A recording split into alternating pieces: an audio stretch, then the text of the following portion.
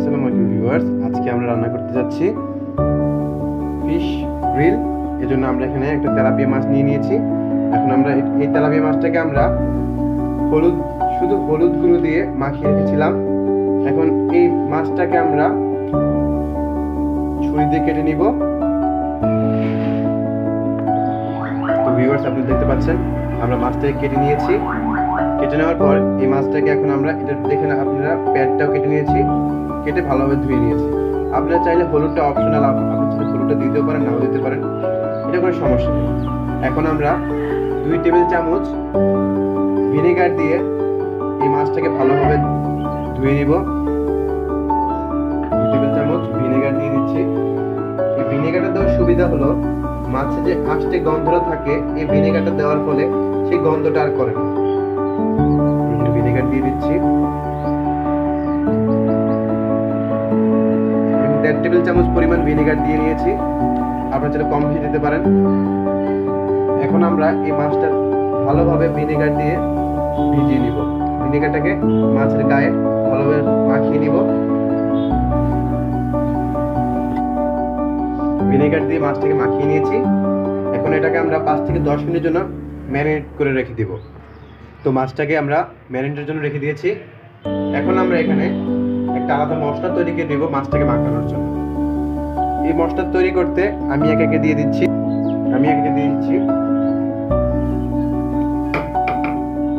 আদা বাটা 1 টেবিল চামচ, রসুন বাটা 1/2 চা চামচ,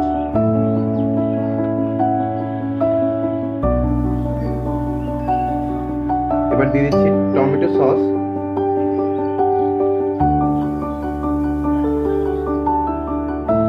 2 টেবিল চামচ,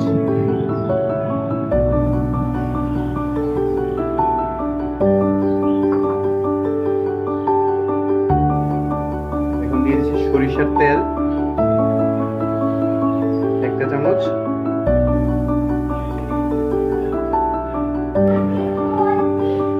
এখন দিয়ে দিচ্ছি হলুদ গুঁড়ো 1/2 চা চামচ।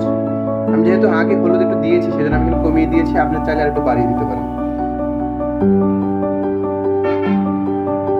মরিচ গুঁড়ো 1/2 চা চামচ। এখন দিয়ে দিচ্ছি পরিমাণ মতো লবণ, আপনি চাইলে লবণটা কম বেশি করতে পারেন।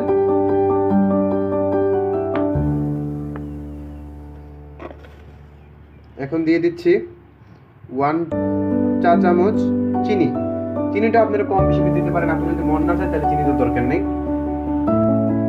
এখন আমি এখানে দিয়ে দিচ্ছি 1 চা চামচ ভিনেগার। এখানে লেবুর রস দেওয়া দরকার ছিল, যেহেতু আমার কাছে লেবুর রস নেই তাই আমি এখানে ভিনেগার দিয়ে দিচ্ছি। আপনারা চাইলে যে কোনোটা ইউজ করতে পারেন, কোনোই সমস্যা হবে না। এখন আমি এই সবগুলো মশলাকে একসাথে ভালোভাবে মিশিয়ে নিচ্ছি। এইটুকু মশলা দিয়ে আপনারা একটি যে কোনো মাছ আপনারা ভালোভাবে গ্রিল করতে পারবেন।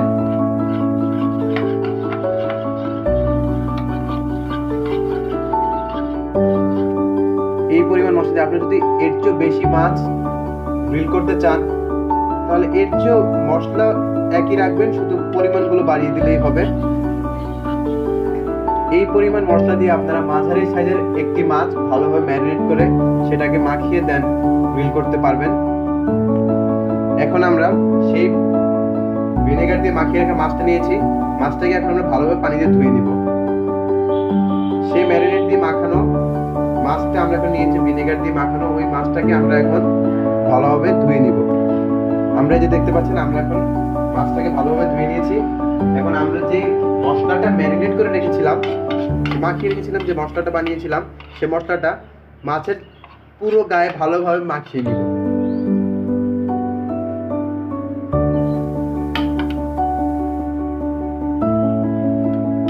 এই মশলাটা ভালোভাবে মাখাতে হবে, কারণ মশলা যদি ভালোভাবে না মাখে তাহলে মাছের বারবিকিউটা কোনো দিকেই মজা হবে না।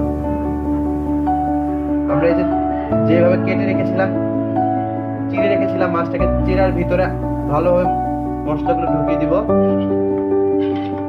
দেখতে পাচ্ছেন প্যাটটাও কেটে রেখেছিলাম, প্যাটের ভিতরেও দিচ্ছি।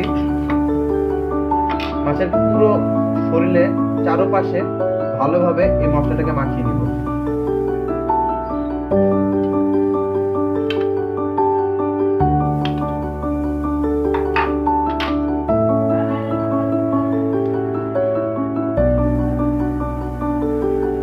যেহেতু আমার এখানে ব্যাটারটা অনেকটা পাতলা হয়ে গিয়েছে, তাই আমি এখানে সামান্য পরিমাণ জিরার গুঁড়ো দিয়ে দিচ্ছি,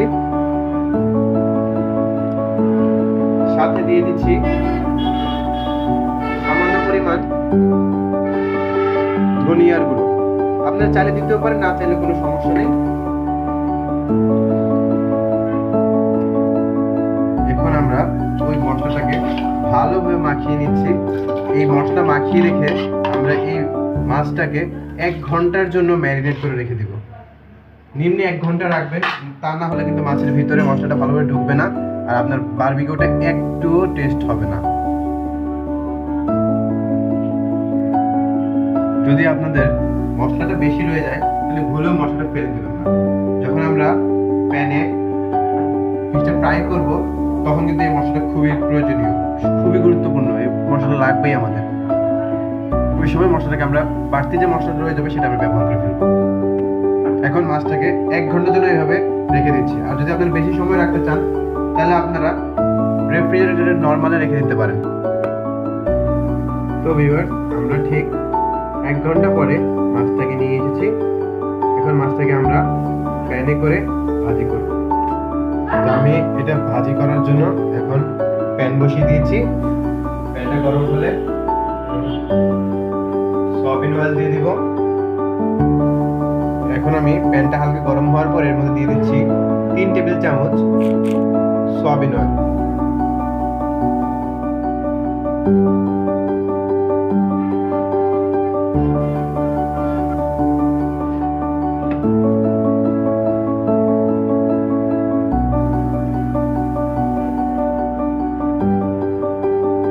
প্যানটার চারদিকে পুরো পৃষ্ঠে তেলটা ভালোভাবে লাগিয়ে নিচ্ছি।